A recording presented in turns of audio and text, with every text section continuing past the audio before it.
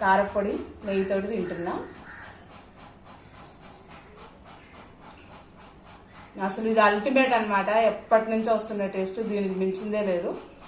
Next చట్నీతో taste చేద్దాం.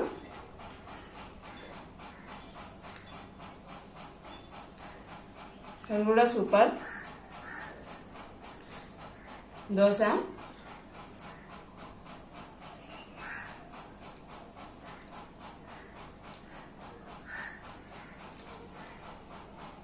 Super ఉంది.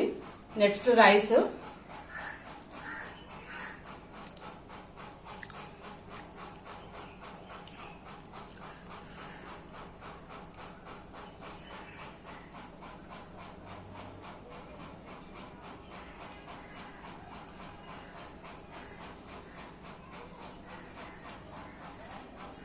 అద్దరిపోయింది టేస్ట్ అయితే.